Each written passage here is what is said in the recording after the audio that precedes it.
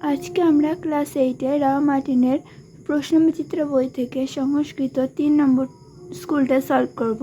তোমরা দেখতে থাকো। প্রথমেই বলে দিই, আমার গলার অবস্থাটা একটু খারাপ আছে, সেই জন্য হয়তো মাঝে মাঝে সমস্যা হতে পারে, তোমরা কিছু মাইন্ড করো না। তো একে আছে অর্থ লেখো। একে রয়েছে চত্তারো, 2-এ রয়েছে নরপতি, 3-এ রয়েছে কোপত, 4-এ রয়েছে বায়স। তো এই চারটির অর্থ লিখতে বলেছে। প্রথমে আছে চত্তারো 4, নরপতি রাজা, কোপত পায়রা, বায়স কাক। দেখে নাও। তারপরে আছে সংস্কৃতে অনুবাদ করো। 2-1 রয়েছে প্রভাতে তাহারা সানন্দে কূজন করিত।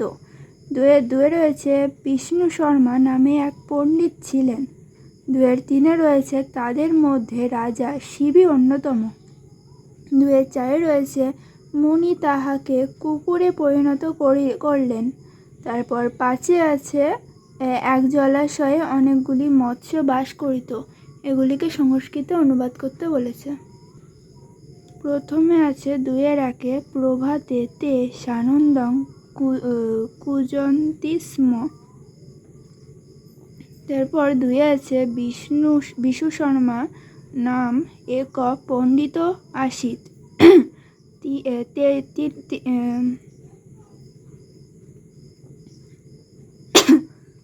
তারপর 3-এ আছে তেষু রাজা শিবি অন্যতম আসিত। 4-এ আছে মুনি তম স্নানং পর্যবর্তয়ত। 5-এ আছে একস্মিন জলাশয়ে বহব মস্তা অবসন। দেখে নাও।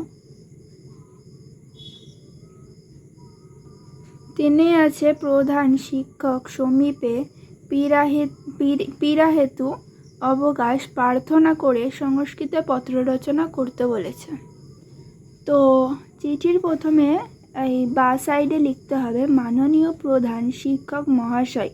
তার নিচে তোমাদের যে স্কুলে পড়ো সেই স্কুলের নাম লিখবে। যেমন ধরো বললাম কালনারায়ণপুর আদর্শ বিদ্যালয়, এই ধরনের নাম কিন্তু এখানে লিখতে বলেছে, মানে তোমাদের স্কুলের নাম লিখতে বলেছে। তারপর বিদ্যালয়ের ঠিকানা, মানে তোমাদের স্কুলটি কোথায় অবস্থিত বা বিদ্যালয়টি কোথায় অবস্থিত সেটা বলেছে, মানে কলকাতা, হুগলি, মানে এই ধরনের, মানে কালনারায়ণপুর, রানাঘাট, এই ধরনের জিনিস। তারপর লিখতে হবে বিষয়, পীড়াহেতু অবকাশ প্রার্থনা, বিষয় এটা লিখতে হবে। তারপর লিখতে হবে মহাশয়, সবিনয় নিবেদন মিদং যৎ অহং গতকাল্য রাত্রে জ্বরেণ পীড়িত অস্মি চিকিৎসকেন উক্তাং যৎ অহং কতিপয় দিনান বিশ্রামং গৃহীত্বা সম্পূর্ণ সুস্থ ভবিষ্যামি অত অহং বিদ্যালয়ে আগচ্ছতম অসমর্থ।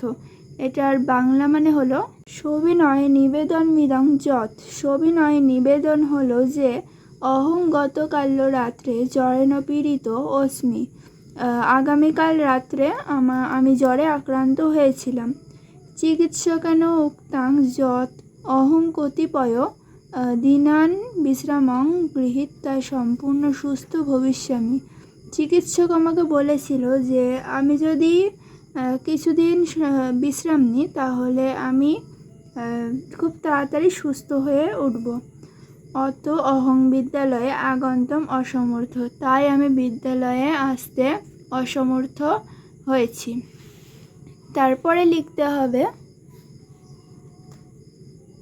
অত মহোদয় নিবেদয়ামি যৎ মে, এখানে তারিখ, মানে তুমি কোন তারিখে তোমার জ্বর বা ঠান্ডা লাগা, মানে যেটা হয়েছিল সেটা কবে হয়েছিল সেখানে লিখতে হবে এখানে। তারপরে লিখতে হবে দিনাঙ্কত, তারপরে কতদিন পর্যন্ত ছিল সেটা এখানে লিখতে হবে। মানে ধরো বললো যে আমার জ্বর ছিল 5-3-2025 থেকে 8-3-2025 এর মধ্যে, এখানে সেটাই লিখতে হবে। তারপর আছে দিনাঙ্ক পর্যন্তম বিদ্যালয়ে অনুপস্থিতি মার্জনীয়া এতদর্থম ভবত কৃপায়া প্রার্থী। এটাকে বাংলা ভাষায় অনুবাদ করলে হবে অত মহোদয়ং নিবেদিয়ামি যৎ। অতএব মহোদয়কে নিবেদন করছি যে মে তারিখ, এখানে তারিখটা বসাতে হবে, দিনাঙ্কত মানে এই তারিখ থেকে এই তারিখ পর্যন্ত, মানে দিনাঙ্ক পর্যন্ত, এই দিন পর্যন্ত বিদ্যালয়ে অনুপস্থিতি মার্জনীয়, বিদ্যালয়ে আমি অনুপস্থিতি মার্জনীয় হোক। এতদর্থম ভবত কৃপায়া প্রার্থী, আমি আপনার কৃপার প্রার্থী। তারপরে নিচের দিকে লিখতে হবে ভবদীয় বিশ্বস্ত ছাত্র বা ছাত্রী, মানে তুমি যদি ছাত্রী হও, মানে মেয়ে হও, তাহলে লিখবে ছাত্রী, ভবদীয় বিশ্বস্ত ছাত্রী। তারপর তুমি যদি ছেলে হও তাহলে লিখতে হবে ভবদীয় বিশ্বস্ত ছাত্র। এখানে কিন্তু ছাত্রী ছাত্র দুটো কিন্তু লিখলে হবে না, তুমি যদি মেয়ে হও তাহলে ছাত্রী লিখবে, যদি ছেলে হও তাহলে ছাত্র লিখবে। তার নিচে লিখতে হবে তোমার নাম রাম শ্যাম যদু মধু, মানে যাই হোক না কেন তোমার নামটা নিচে লিখতে হবে এই পজিশনে। কেউ কিন্তু ব্র্যাকেট দেবে না, আমি ওপরেও লিখেছি বিদ্যালয়ের নাম, শুধু নামটাই লিখবে, কিন্তু কেউ কিন্তু ব্র্যাকেট দেবে না, আমি বোঝানোর জন্য তোমাদেরকে ব্র্যাকেট দিয়ে লিখেছি এটা। তার নিচে লিখবে শ্রেণী, মানে তোমরা কোন শ্রেণীতে পড়ো, ক্লাস 8, 7, মানে 6, মানে যেই শ্রেণীতেই পড়ো না কেন সেখানে দেবে। তারপর লিখতে হবে তোমার রোল নাম্বার 1, 2, 3, 4, 60, 65, মানে যাই হোক না কেন তোমার রোল নাম্বারটা দেবে। তার নিচে তুমি যেই দিন মানে প্রধান শিক্ষককে যে চিঠিটা যে দিচ্ছ সেটা কয় তারিখে দিচ্ছ সেই তারিখটা এখানে লিখতে হবে। দেখে নাও।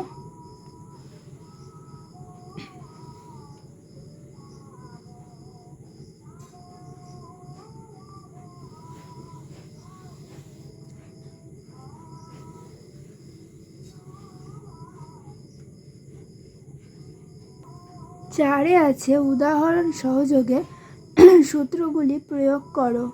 আমি আবার বলে দিচ্ছি, আমার গলায় একটু অসুবিধা হতে পারে, তাতে তোমরা কিন্তু ভালো করে বুঝে নিও। তারপর চারে বললাম উদাহরণ সহযোগে সূত্রগুলি প্রয়োগ করো। 4-এর 1-এ রয়েছে অপবর্গে তৃতীয়া, 4-এর 2-এ রয়েছে তাদর্থে চতুর্থী বাচ্চে, 3-এ রয়েছে হিতযোগে চ, 4-এ রয়েছে রুচ্চেত্থানাং প্রিয়মানো, 5-এ রয়েছে ইত্যভূত লক্ষণে। এগুলির কারকের সূত্রগুলো লেখা আছে, এই সূত্র সহযোগে তোমাকে মানে কারক বিভক্তিটা তৈরি করতে বলেছে। প্রথমেই আছে 4-এর 1-এ অপবর্গের তৃতীয়া, এটা হবে অন্না ক্রোশেন বা অনুবাক্যধিত। এটা কিন্তু একসাথেই আছে, এখানে জায়গা ছিল না বলে আমি এখানে রেখে দিয়েছি। এখানে অন্নাক্রোশেন এই শব্দটা হবে অপবর্গের তৃতীয়া। তারপর আছে 2-এ তাদর্ঘে চতুর্থী বাচ্চে, এটা হবে মুক্কয়ে হরিণ ভজতি, এখানে মুক্কয়ে যেটা আছে এটা তাদর্ঘে চতুর্থী বাচ্চে হবে। 3-এ আছে হিতযোগে চ, ব্রাহ্মণায় হিতম, এখানে ব্রাহ্মণায়ের নিচে দাগ, এটার কারক হবে হিতযোগে চ। তারপর 4-এ আছে রুচ্চের্থানাং প্রিয়মানো, এটা হবে শিষ্যায় কথয়তি, এটা হবে এই শিষ্যার নিচে দাগ, মানে এটার কারক বিভক্তি নির্ণয় করতে হবে, মানে বলেছে কারক বিভক্তিটা হবে এই যে রুচ্চের্থানাং প্রিয়মানো। তারপর 5-এ আছে ইত্যভূত লক্ষণে, এটা জটাভি তাপস, জটাভি এটা একটা লক্ষণ বা গুণ, মানে ইত্যভূত লক্ষণ। আর তোমরা যদি কারক বুঝতে না পারো আমাকে কিন্তু অবশ্যই কমেন্ট করে জানিও, আমি কিন্তু নেক্সট কোনো একটা ভিডিওতে তোমাদেরকে কিন্তু কারকটা আমি বুঝিয়ে দেবো। তাই যে ইত্যভূত লক্ষণে জটাভি তাপস, জটাভি এটা একটা লক্ষণ, মানে এটা হবে ইত্যভূত লক্ষণের কারক। দেখে নাও।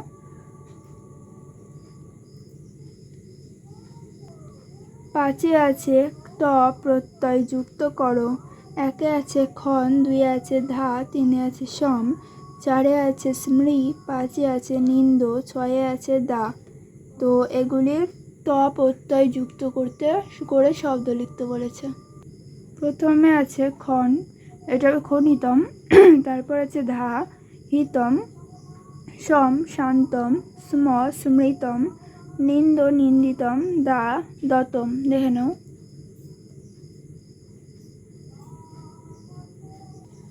ছয়ে আছে তা প্রত্যয় যুক্ত করো। একে আছে অর্পি, দুয়ে আছে বপ, তিনে আছে পা, চারে আছে নম, পাঁচে আছে খাদ। এগুলিতে তা প্রত্যয় যুক্ত করতে বলেছে। প্রথমে ছয়ের একে আছে অর্পি, অর্পি ইত্তা, বপ উপতা, পা পিত্তা, চারে নম নত্তা, খাদ খাদিত্তা। দেখে নাও।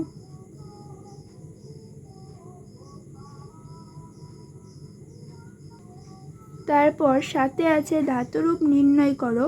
শ্রু ধাতুর উত্তম পুরুষ দ্বিবচনের রূপটি লেখো। শ্রু ধাতু উত্তম পুরুষ দ্বিবচনের রূপটা হবে শ্রীনুব।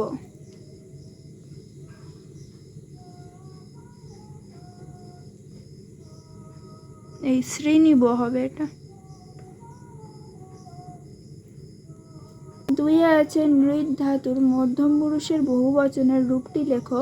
নৃৎ ধাতুর মধ্যম পুরুষের বহুবচনের রূপটি হবে নৃত্যৎ।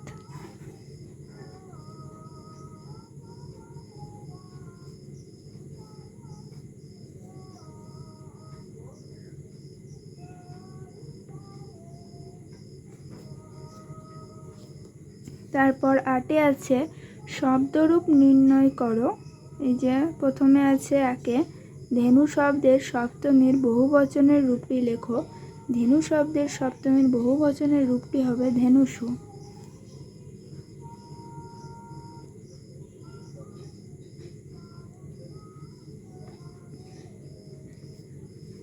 দুয়ে আছে বধূ শব্দের চতুর্থীর দ্বিবচনের রূপটি লেখো।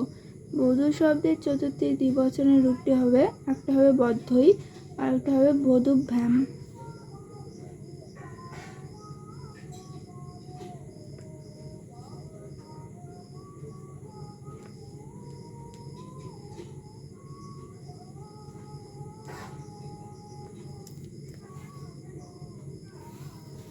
দেখো বুঝতে পারছো কিনা।